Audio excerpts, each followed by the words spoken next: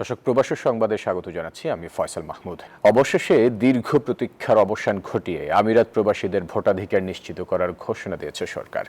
এই ঘোষণায় সংযুক্ত আরব আমিরাতে অবস্থানরত প্রায় 12 লাখ প্রবাসী বাংলাদেশির মধ্যে দেখা দিয়েছে বাঁধ ভাঙা উচ্ছ্বাস। প্রবাসীরা এই সিদ্ধান্তকে গণতন্ত্রের প্রতি সরকারের দায়বদ্ধতা ও দেশের অর্থনীতিতে প্রবাসীদের অবদানের স্বীকৃতির ঐতিহাসিক পদক্ষেপ হিসেবে দেখছেন। প্রথমবারের মতো আসন্ন জাতীয় সংসদ নির্বাচনে ভোট দেওয়ার সুযোগ পাচ্ছেন আমিরাতে বসবাসরত প্রবাসী বাংলাদেশিরা। বহুদিনের স্বপ্ন বাস্তবে রূপ নিতে যাচ্ছে বলে আনন্দমুখর প্রবাসী রেমিটেন্স যোদ্ধারা। নির্বাচন উপলক্ষে আগামী নভেম্বরে চালু হচ্ছে mobile app postal vote BD. Vote দেওয়ার পদ্ধতি বা অ্যাপ চালু করার উদ্যোগ এটা বেশ সহজ হয়েছে। নির্বাচন কমিশনের উদ্যোগে এই অ্যাপের মাধ্যমে বিদেশে অবস্থানরত বাংলাদেশিরা পোস্টাল ব্যালটে ভোট দিতে পারবেন। দেশ স্বাধীন হওয়ার পর থেকে এই পর্যন্ত প্রবাসীরা ভোটাধিকার প্রয়োগ করতে পারে নাই। এই সরকার, অন্তর্বর্তীকালীন সরকার এবং স্বাধীন নির্বাচন কমিশন প্রবাসীদের ভোটাধিকার প্রয়োগের যে ব্যবস্থা গ্রহণ করেছে, সেই জন্য যে আইন করেছে, সেই জন্য প্রবাসীরা মূলত খুবই উচ্ছ্বাসিত এবং উল্লাসিত। ভোট দিতে হলে প্রবাসীদের নির্দিষ্ট ঠিকানায় নিবন্ধন করতে হবে। এরপর ডাকযোগে পাঠানো হবে পোস্টাল ব্যালট পেপার। সে ব্যালটে পছন্দের প্রার্থী বা প্রতীকে ভোট দিয়ে নির্ধারিত সময়ের মধ্যে ডাকযোগে দেশে পাঠাতে হবে। এই ডাকযোগে ভোট পাঠাতে খরচ হবে প্রায় 700 টাকা, যা নির্বাচন কমিশনের বাজেট থেকে বহন করা হবে। প্রবাসীদের ভোটাধিকার নিশ্চিত করতে সরকারের এই যুগান্তকারী পদক্ষেপকে স্বাগত জানাচ্ছেন প্রবাসী বাংলাদেশিরা। বাংলাদেশ ইলেকশন কমিশন যে ঘোষণা দিয়েছে, প্রবাসীদের দীর্ঘদিনের দাবি প্রত্যাশা ওনারা পুরা করতে যাচ্ছে। নভেম্বরের ভিতরে একটা অ্যাপ চালু হবে এবং প্রবাসীরা প্রবাস থেকেও নিজের ভোট নিজে দিতে পারবে। বর্তমান যিনি ডক্টর ইউনূস সাহেব ক্ষমতা আছেন, ওনার মাধ্যমে নির্বাচন কমিশন যে আমাদের প্রবাসীদের ভোটের অধিকারের জন্য একটা চালু করে যাচ্ছে, আমরা অত্যন্ত আনন্দিত এবং গর্বিত।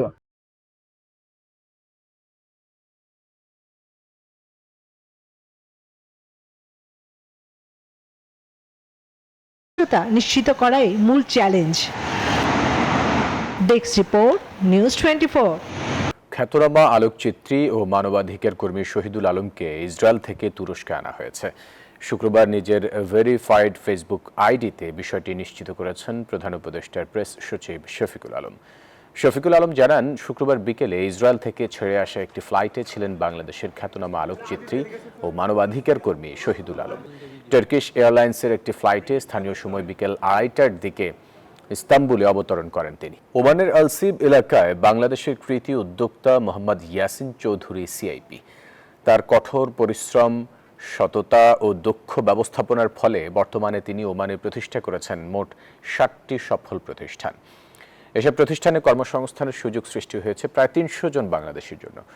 সফল এই রেমিটেন্স যোদ্ধা শুধু নিজের না, দেশের অর্থনীতি শক্তিশালী করতে অবদান রেখে চলেছেন প্রতিনিয়ত। ওমানের আলসিব এলাকা থেকে প্রথম ব্যবসায় পথ চলা শুরু করেন সফল প্রবাসী ব্যবসায়ী মোহাম্মদ ইয়াসিন চৌধুরী সিআইপি। দীর্ঘদিন ধরে তিনি সমগ্র ওমানের সুনামের সঙ্গে পাইকারি ও খুচরা ব্যবসা পরিচালনা করে আসছেন। চট্টগ্রামের রাউজান উপজেলার দক্ষিণ শর্তা গ্রামে সন্তান ইয়াসিন। ভাগ্য পরিবর্তনে আসায় 1995 সালে বাড়ি জমান ওমানে। প্রথমে চাকরিজীবী হিসেবে কর্মজীবন শুরু করলেও 1 বছর পর 1996 সালে প্রতিষ্ঠা করেন নিজের প্রথম প্রতিষ্ঠান আক্তার ফার্নিচার। অসংখ্য বাংলাদেশিদেরকে আমি এখানে কর্মসংস্থান সৃষ্টির পাশাপাশি অনেককে আমরা ব্যবসা বাণিজ্য করতে সহযোগিতা করেছি। এরপর একে একে গড়ে তোলেন 7টি প্রতিষ্ঠান। বর্তমানে ওমানের বিভিন্ন শহরে এই 7টি প্রতিষ্ঠানে রয়েছে প্রায় 25টি শাখা। আমার ব্যবসা প্রতিষ্ঠানে 300 প্রবাসী বাংলাদেশি আমার প্রতিষ্ঠানে কর্মরত আছেন। তার মধ্যে ওমানি আছে, পাকিস্তানের নাগরিকও আছে, ইন্ডিয়ান নাগরিকও আছে। আমি সবসময় আমাদের বাংলাদেশিদেরকে প্রায়োরিটি দিয়ে থাকি। বিদেশের মাটিতে বাংলাদেশের গৌরব ছড়িয়ে দিচ্ছেন এই সফল উদ্যোক্তা। আমরা এখানে যারা অসুস্থ মানুষ, প্রবাসীরা বিভিন্ন হসপিটালে চিকিৎসাধীন অবস্থায় থাকে, আমরা আমাদের সাধ্যমতো চেষ্টা করি তাদেরকে সহযোগিতা করার জন্য। Desk report, news 24। স্পেনের রাজধানী মাদ্রিদে বিক্রমপুর মুন্সিগঞ্জ সমিতি সমাজসেবক শাহ আলমকে সংবর্ধনা দিয়েছেন। মাদ্রিদের একটি স্থানীয় রেস্টুরেন্টে অনুষ্ঠানে সভাপতিত্ব করেন সংগঠনের সভাপতি মিল্টন ভূঁইয়া কুচি এবং অনুষ্ঠান পরিচালনা করেন সাধারণ সম্পাদক ইয়াংরাজ খান কমল। অনুষ্ঠানে বক্তব্য রাখেন কমিউনিটি নেতা AKM জহিরুল ইসলাম, মাহবুবুর রহমান ঝন্টু, রাসেল দেওয়ান, সুমন নূর সহ আরও অনেকে। অনুষ্ঠানে সংগঠনের বার্ষিক প্রতিবেদন উপস্থাপন করা হয় এবং ওহিদুজ্জামান ওহিদের মা এবং রওনক আহমেদের পিতার রুহের মাগফিরাত কামনায় দোয়া করা হয়।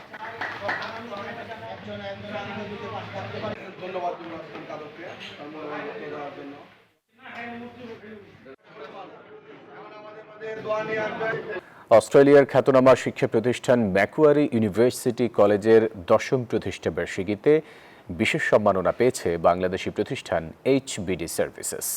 প্রতিষ্ঠানটিকে স্পেশাল রিক্রুটমেন্ট পার্টনার বা বিশেষ নিয়োগ সহযোগী হিসেবে স্বীকৃতি দিয়েছে ম্যাকুয়ারি ইউনিভার্সিটি কলেজ কর্তৃপক্ষ। বিশ্বের প্রথম আন্তর্জাতিক ছাত্র ভর্তি সহযোগী হিসেবে ইন্টারন্যাশনাল স্টুডেন্ট রিক্রুটার কলেজটির সঙ্গে দীর্ঘদিন ধরে অংশীদারিত্বের স্বীকৃতি হিসেবে এই সম্মান দেওয়া হয়। এই অর্জন সম্পর্কে HBD সার্ভিসেসের কর্ণধার আবু শাহাদাত হেলাল বলেন, সম্মান পেয়ে তিনি গর্বিত ও কৃতজ্ঞ। ম্যাকুয়ারি ইউনিভার্সিটি কলেজের সঙ্গে দীর্ঘমেয়াদী সহযোগিতার এই স্বীকৃতি তাদের ভবিষ্যৎ কার্যক্রমে নতুন অনুপ্রেরণা যোগাবে। তিনি কৃতজ্ঞতা জানান বিশ্ববিদ্যালয়ের অধ্যাপক Royden Wilkinson, deputy vice chancellor academic অধ্যাপক S. Bruce Dowton, vice chancellor ও প্রেসিডেন্ট তানভীর শহীদের প্রতি। দুবাইয়ের মরুভূমির মধ্যে এ যেন এক ফুলের সমুদ্র। কবির ভাষায় ভালোবাসা আর যত্ন দিলে মরুভূমিতেও ফুল ফুটে ওঠে। একসময় যা ছিল কেবল কবিতার ভাবনা, আজ তা বাস্তব রূপে ফুটে উঠেছে সংযুক্ত আরব আমিরাতের দুবাইয়ে। ভালোবাসা ও নিখুঁত যত্নের সমন্বয়ে মরু প্রান্তরে তৈরি হয়েছে রঙিন ফুলের এক স্বপ্নরাজ্য, যা আজ বিশ্বের দর্শনার্থীদের বিস্মিত করছে। আরব আমিরাত থেকে সিরাজুল হকের পাঠানো তথ্যছবিতে ডেস্ক রিপোর্ট। 2013 সালে 14 ফেব্রুয়ারি দুবাই যাত্রা শুরু করেছিল এক রঙিন স্বপ্নের, দুবাই মিরাকল গার্ডেনের। মরুভূমির বুকে গড়ে ওঠা এই বাগান যেন ফুলের সমুদ্র, যেখানে প্রকৃতি আর সৃজনশীলতা মিলেমিশে তৈরি করেছে এক অপূর্ব দৃষ্টিনন্দন জগৎ। বিশ্বের অন্যতম বৃহৎ ফুলের বাগান এটি। বাগানটির আয়তন প্রায় 72,000 বর্গমিটার, যা এখন পর্যটকদের কাছে অনন্য এক আকর্ষণ। 4,50,00,000 ফুল দিয়ে শুরু হলেও বর্তমানে ফুলের সংখ্যা ছাড়িয়েছে 15 কোটি। নানা রঙের ফুল দিয়ে তৈরি করা হয়েছে অসংখ্য নকশা, আকৃতি আর শিল্পকর্ম, সবই দর্শনার্থীদের আনন্দ দেওয়ার জন্য। আরব আমিরাতের সংস্কৃতি ও ঐতিহ্য ফুটিয়ে তোলা হয়েছে ফুলের নকশায়। পুরনো মডেলের গাড়ি, জাহাজ, পাহাড়, বাড়ি, এমনকি বিশাল পিরামিডও সাজানো হয়েছে ফুল দিয়ে। বাগানের এক করে দেখা যায় কলস থেকে ঝরে পড়া ফুলের ঝর্ণা, আর কোথাও ফুলে গড়া এমিরেটস এয়ারলাইন্সের এয়ারবাস, যা দেখলে চোখ সরানো যায় না। ঋতু পরিবর্তনের সঙ্গে সঙ্গে বদলে যায় এই বাগানের রং, গন্ধ আর সাজসজ্জা। মন খারাপ থাকলে মিরাকল গার্ডেনে ফুলের রাজ্যে ঢুকলেই ভালো হয়ে যায়, কারণ প্রকৃতির এই রঙিন বিস্ময় সত্যি এক মিরাকল। Desk report, news 24। ফেব্রুয়ারিতে নির্ধারিত সময়ে নির্বাচন হতে হবে, অন্যথায় নির্বাচন হবে না, এমন মন্তব্য করেছেন বিএনপির মহাসচিব মির্জা ফখরুল ইসলাম আলমগীর। তিনি বলেন, ধানের শীষ অপ্রতিরোধ্য বলে এই প্রতীক নিয়ে টানাটানি চলছে। আর বিএনপির সিনিয়র যুগ্ম মহাসচিব রুহুল কবির রিজভী বলেন, গণতন্ত্রে বিশ্বাস করলে জুলাই সনদের বিষয়ে সিদ্ধান্তে আসা সম্ভব। রাজধানীতে আলাদা অনুষ্ঠানে এসব কথা বলেন তারা। 90-এর গণ আন্দোলনে পুলিশের বুলেট বুকে নিয়ে শহীদ হন নাসির উদ্দিন জেহাদ। তার রক্তস্রোতের ধারা বেয়ে সেই বছর সংগঠিত হয় গণ অভ্যুত্থান। পতন ঘটে স্বৈরশাসক এরশাদের। স্বৈরাচার বিরোধী আন্দোলনের অকুতোভয় জেহাদকে শ্রদ্ধাভরে স্মরণ করছে বিএনপি ও তার সহযোগী সব সংগঠন।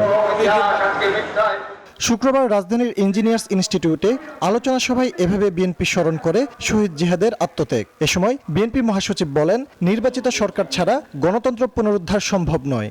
নির্বাচনের সময় সরকার ও নির্বাচন কমিশনকে নিরপেক্ষ থাকারও আহ্বান জানান তিনি।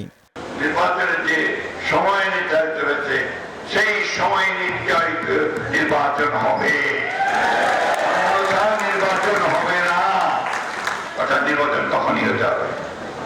এক, দুই, আমলাতন্ত্রকে কোনো একটি নির্দিষ্ট দলের পকেটে নেওয়ার চেষ্টা করা হচ্ছে, এটাকে আমরা কোনো মতেই বরদাস্ত করব না।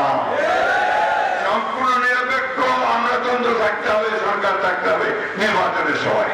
ধানের শীষ প্রতীক নিয়ে এনসিপি নেতাদের মন্তব্যের প্রতিক্রিয়ায় মির্জা ফখরুল বলেন, কারো মার্কা নিতে বাধা দেয়নি বিএনপি।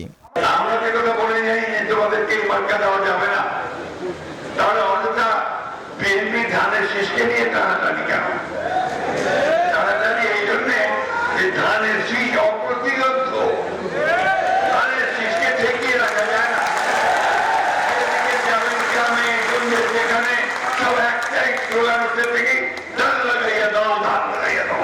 এদিকে এগ্রিকালচারিস্ট অ্যাসোসিয়েশন অব বাংলাদেশের নবগঠিত কমিটিকে সাথে নিয়ে শহীদ রাষ্ট্রপতি জিয়াউর রহমানের সমাধিতে শ্রদ্ধা জানায় বিএনপি। এ সময় দলটির সিনিয়র যুগ্ম মহাসচিব রুহুল কবির রিজভী বলেন, আগামী 15 অক্টোবর জুলাই সনদ স্বাক্ষরকে ইতিবাচক হিসেবে দেখছে তার দল। যে কোনো অমীমাংসিত বিষয় মীমাংসা করতে হলে সেখানে তো আলাপ আলোচনা হবে, কিছুটা দীর্ঘসূত্রিত হবে, কিন্তু আলাপ আলোচনার মধ্যে দিয়ে একটা সিদ্ধান্তে আসবে, এটাই স্বাভাবিক, এটাই গণতন্ত্রের নিয়ম পদ্ধতি। অন্য এক অনুষ্ঠানে আগামী জাতীয় নির্বাচন যেন অবাধ, সুষ্ঠু ও গ্রহণযোগ্য হয় সেজন্য দলমত নির্বিশেষে সবাইকে ঐক্যবদ্ধ থাকার আহ্বান জানিয়েছেন বিএনপির ভাইস চেয়ারম্যান শামসুজ্জামান দুদু। ফজলে রাব্বি সৌরভ, নিউজ 24, ঢাকা। নিরপেক্ষ সুষ্ঠু নির্বাচনে জনগণের ভোটে যিনি নির্বাচিত হবেন তাকেই জামায়াতে ইসলাম মেনে নেবে বলে জানিয়েছেন দলটির আমির ডক্টর শফিকুর রহমান। তবে কেউ ভোট ডাকাতি করতে এলে তার হাত ভেঙে দেয়া হবে বলে হুঁশিয়ারি দেন তিনি। শুক্রবার সন্ধ্যায় ঢাকা 15 আসনের কাফরুল দক্ষিণ থানার উদ্যোগে অনুষ্ঠিত সুধী সমাবেশে যোগ দিয়ে এই কথা বলেন তিনি। দেশবাসী এখন নির্বাচনের অপেক্ষায় আছেন উল্লেখ করে জামায়াতের আমির আরও বলেন, অতীতে দেশের ভোটাররা ভোট দিতে পারেননি, এবার কেউ বাধা দিতে চাইলে তার বিরুদ্ধে দাঁড়ানোর প্রস্তুতি রাখতে হবে। দেশের শিক্ষা ব্যবস্থাকে ঢেলে সাজানোর পাশাপাশি দুর্নীতির বিরুদ্ধে কঠোর অবস্থান, সমাজে ন্যায় বিচার প্রতিষ্ঠা, আধিপত্যবাদ মুক্ত সমাজ গড়া এবং দেশে লুটপাট মুক্ত অর্থনৈতিক খাত গড়ার নির্বাচনী প্রতিশ্রুতিও দেন জামায়াতের আমির। আমরা চাই ভোটটা নিরপেক্ষ হোক, সুষ্ঠু হোক, সেই ভোটে যেই পাশ করবে আমরা তাকে অভিনন্দন জানাবো। কিন্তু আমরা 3 বার ভোট দিতে পারি নাই, এবার 4র্থবার কেউ যদি আমাদের ভোট ডাকাতি করতে আসে আমাদেরকে তৈরি থাকতে হবে ডাকাতের হাত ভেঙে দেওয়া। অন্য প্রসঙ্গ, প্রথমবারের মতো ফ্যাসিস্ট আমলের গুমের ঘটনায় জড়িত 23 সামরিক কর্মকর্তাকে বিচারের মুখোমুখি হতে দেখে আশার আলো দেখছেন হাজারো ভুক্তভোগী। নিউজ 24কে তারা জানিয়েছেন, আসামিরা যে বাহিনীরই হোক, সময় এসেছে তাদের আইনের হাতে তুলে দেওয়ার। তাদের অতীত অপকর্মের কি শাস্তি হয় সেটা দেখতে চায় জনগণ। দোষী সামরিক অফিসারদের বিচারে বাহিনীর ইমেজ মোটেও ক্ষুণ্ণ হবে না, বরং এটি হবে দেশপ্রেমিক সুশৃঙ্খল বাহিনীর শুদ্ধিকরণ। মাহমুদুল হাসানের রিপোর্ট। ফ্যাসিস্ট শাসনকে দীর্ঘমেয়াদী রূপ দিতে 2009-এর পর থেকে দেশে গুমের সংস্কৃতি চালু করে আওয়ামী লীগ। বিভিন্ন বাহিনী ও তাদের গোয়েন্দা সংস্থাকে ব্যবহার করে গুম করা হয় 3000-এরও বেশি মানুষকে। গুম সংক্রান্ত কমিশনের কাছে এ পর্যন্ত অভিযোগ এসেছে 1850টি। এখনও নিখোঁজ 3 শতাধিক ব্যক্তি। 5 আগস্ট হাসিনা ভারতে পালিয়ে গেলে পতন হয় ফ্যাসিবাদের। আন্তর্জাতিক অপরাধ ট্রাইব্যুনালে এসে গুমের অভিযোগ দাখিল করেন অনেকেই। সুনির্দিষ্ট অভিযোগের প্রেক্ষিতে 2 মামলায় আনুষ্ঠানিক অভিযোগ দাখিল করে প্রসিকিউশন। এর মধ্যে র্যাবের টাস্কফোর্স ইন্টারোগেশন সেলে আটকে রেখে নির্যাতনের মামলায় 17 জন এবং জয়েন্ট ইন্টারোগেশন সেলে বন্দি রেখে নির্যাতনের মামলায় 13 জনকে আসামি করা হয়। 2 মামলাতেই প্রধান আসামি শেখ হাসিনা, তার প্রতিরক্ষা উপদেষ্টা অবসরপ্রাপ্ত মেজর জেনারেল তারেক আহমেদ সিদ্দিকী এবং ডিজিএফআই এর সাবেক 5 মহাপরিচালকের নাম আছে আসামির তালিকায়। আসামি হওয়া 23 সামরিক কর্মকর্তা সহ 30 আসামির বিরুদ্ধে গ্রেপ্তারি পরোয়ানা জারি করেছে ট্রাইব্যুনাল। এই তালিকায় বিজিবিতে কর্মরত আরও 2 জন সামরিক অফিসার আছেন যারা রামপুরার হত্যা মামলার আসামি। মোট 25 জন সাবেক ও বর্তমান সামরিক কর্মকর্তাকে গ্রেপ্তারে বাহিনীর সংশ্লিষ্ট 12টি দপ্তরে পাঠানো হয়েছে এই গ্রেপ্তারি পরোয়ানা। প্রসিকিউশন বলছে 16 বছর ধরে বহু মানুষকে গুমের ঘটনায় জড়িতদের ধরাই এখন প্রধান চ্যালেঞ্জ। আমরা স্পষ্ট মেসেজ দিতে চাই, তারা যে বাহিনীর সদস্যই হন না কেন, সেই বাহিনীগুলো কোনো অবস্থাতেই আসামি নয়। আসামি হচ্ছেন এই ব্যক্তিরা। তাদের সংঘটিত জঘন্য অপরাধের বিচার করা গেলে কলঙ্কমুক্ত হবে সামরিক বাহিনী। ৮-১০ জনের কারণে পুরো বাহিনী স্টিগমেটাইজড হয়ে গেছে। মনিস্টার এই কয়েকজনকে যদি বিচারের আওতায় না আনা হয়, তাহলে ভবিষ্যতে মনিস্টার তৈরি হবে, ভবিষ্যতে দানব তৈরি হবে। সুতরাং এই মর্যাদা, অতীত গৌরব ফিরিয়ে আনার জন্য মনিস্টার দমন, দানব দমন অত্যন্ত জরুরি। জীবনের বড় একটি অংশ আয়নাঘরের অন্ধকার প্রকোষ্ঠে কেটেছে যাদের, নিউজ 24-কে তারা জানালেন প্রত্যাশার কথা। যতটুকু আইনের মধ্যে আছে তার সর্বোচ্চ তারা শাস্তি পাবে এবং তার দৃষ্টান্ত স্থাপিত হবে। এয়ারপোর্ট রোড থেকে রেডিসন ক্রস করে সেনানিবাসে ঢুকছিলাম, আমাকে 3টা মাইক্রোবাস দিয়ে উঠায় নিয়ে যায়। আমি মনে করি আদালত উচিত হবে এদেরকে আয়নাঘরে রেখে এদের বিচার করা হোক।